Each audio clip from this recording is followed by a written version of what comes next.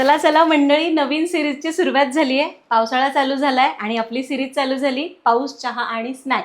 म्हणजे काय, धोधो पाऊस पडतोय, गरमागरम चहा आणि वेगवेगळं स्नॅक तुम्हाला प्रत्येक एपिसोडमध्ये बघायला मिळणार आहे. तर तुम्हाला जर ही सिरीज आवडत असेल, हे नाव आवडलं असेल, तर पटकन व्हिडिओला लाईक करा आणि ही सिरीज कंटिन्यू ठेवायची तर कमेंटमध्ये #सरिताज किचन मॉन्सून रेसिपीज लिहा. नमस्कार, सरिताच्या स्वयंपाकघरात म्हणजेच आपल्या सरिताज होम किचनच्या पाऊस, चहा आणि स्नॅक या सिरीजच्या पहिल्या भागाची सुरुवात होती बटाटा भजीने. चला करूया. तर त्यासाठी आपल्याला लागणार आहेत बटाटे. तर बटाट्याचं साल काढून घेऊ. बटाट्याचं साल काढलं की पाण्यामध्ये टाकून ठेवायचे, म्हणजे ते काळे पडत नाहीत. आता आपण याचे काप करून घेऊ. आता आपण बटाट्याच्या चकत्या करायच्यात. तर एकदम पातळ चकत्या करायच्यात. तुम्ही बघू शकाल अशा पातळ चकत्या केलेल्या आहेत. तर या बटाट्याच्या चकत्या तुम्ही पोटॅटो स्लायसरने पण करू शकता, पण माझ्याकडे जो स्लायसर आहे ना त्याने खूप पातळ चकत्या पडतात, म्हणून मग मी सुरीने करते. सुरीने केलं ना या बटाट्याला खूप पातळ असून चालत नाही, हलकंसं जाड चकत्या पाहिजेत, म्हणून मी सुरीने एकसारख्या चकत्या कापण्याचा प्रयत्न करते.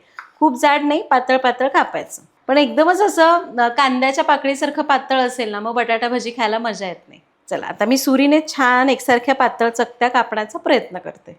आता या चकत्या केलेल्या आहेत आपण पाण्यामध्ये घालूया.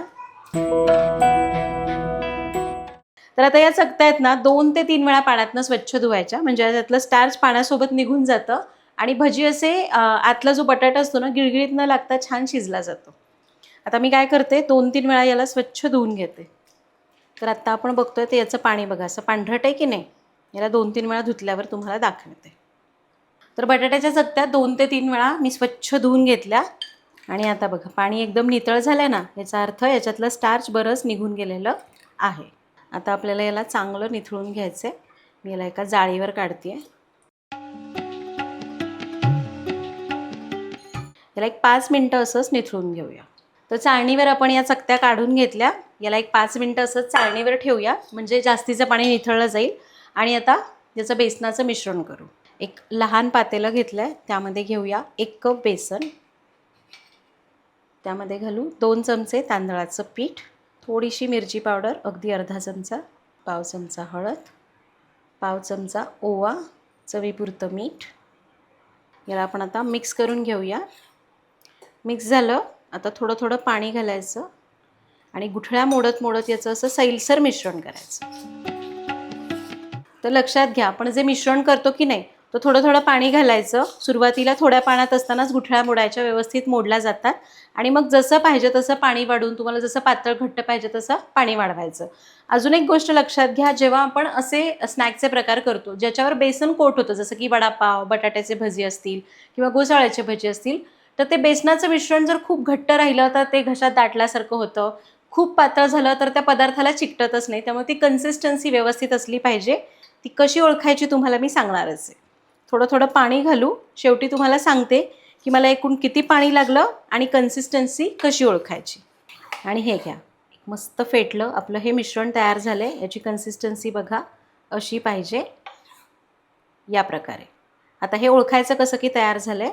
एकदा चमचा बुडवायचा, पालथा करायचा, असं मधून बोट फिरवायचं आणि याला सरळ धरल्यानंतर तुम्ही बघाल तर हे मिश्रण आहे ते हळूहळू खाली सरकते. तुम्हाला दिसत असेल हा गॅप कमी होतोय, याचा अर्थ आपलं मिश्रण व्यवस्थित तयार झालेलं आहे. जर मिश्रण तुम्ही पातळ केलं ना तर ते बटाट्यावर किंवा त्या पदार्थावर असं चिकटून राहत नाही, सरकून जातं आणि तळल्यानंतर त्याला काही कोटिंगच राहत नाही. किंवा खूप घट्ट केलं तर ते असं एकदम दांडरल्यासारखं असं घट्ट होऊन घशामध्ये अडकतं. त्यामुळे आत्ता जी मी कन्सिस्टन्सी सांगितली ना ती अगदी परफेक्ट आहे. मग तुम्ही हे करताय, वडापाव करताय किंवा आणखी काही करत असाल तर त्यासाठी. म्हणजे ते काय होतं ना, मिश्रण इतकं परफेक्ट कन्सिस्टन्सीवर येतं की बटाट्याला बरोबर हळूहळू कोट होत जातं आणि व्यवस्थित तळलं जातं. तर आपण 1 कप बेसन आणि 2 चमचे तांदळाचं पीठ घेतलं होतं. त्यासाठी मला 1 कप आणि वर 2 चमचे पाणी लागलं. म्हणजे तुम्ही जितकं पीठ घेता तितकंच पाणी लागतं किंवा त्यापेक्षा थोडं कमी लागेल. तर आपण हे करून घेतलंय, चकत्या तयार झालेल्या आहेत. आता यामध्ये घालूया थोडासा खाण्याचा सोडा. तुम्हाला सोडा घालायचा नाही तर कडकडीत तेलाचं मोहन 2-3 चमचे घातलं तरी चालेल. तर आपण अगदी पाव चमचा खाण्याचा सोडा घालतोय, एवढ्या प्रमाणाला. त्याला मिक्स करूया. सोडा चांगला मिसळून घ्यायचा आहे.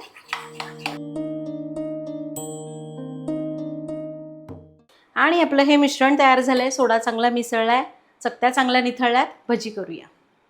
तर आता बटाट्याची भजी तळायला घ्यायचे. तेल कढईमध्ये गरम करायला ठेवलं. शक्यतो छोटी कढई घ्या, म्हणजे मग तेल कमी लागतं. आणि आणखी एक महत्त्वाची गोष्ट, हे मिश्रण करायला पण ना असं छोटं खोलगट भांडं घ्यायचं.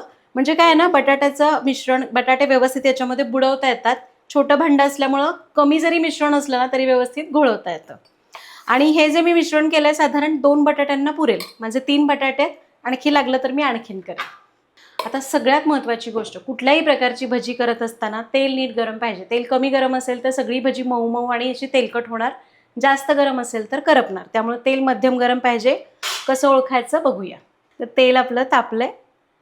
थोडं मिश्रण यात टाकलं की हे बघा लगेच वर येऊन तळायला लागलं. याचा अर्थ आपलं तेल व्यवस्थित गरम झालेलं आहे.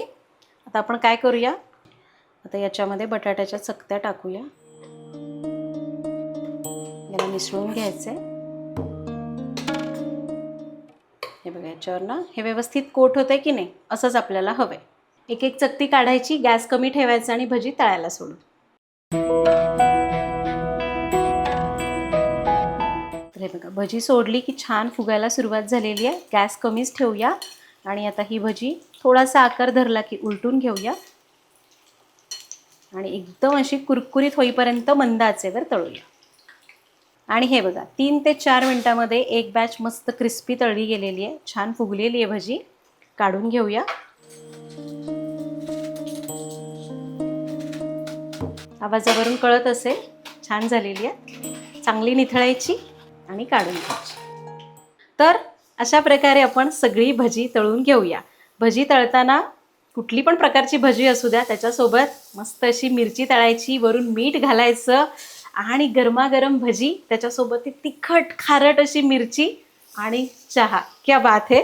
तर ही सिरीज आपण चालू केली आहे. मला माहिती आहे तुम्हाला सगळ्यांना आवडलेलीच असणार.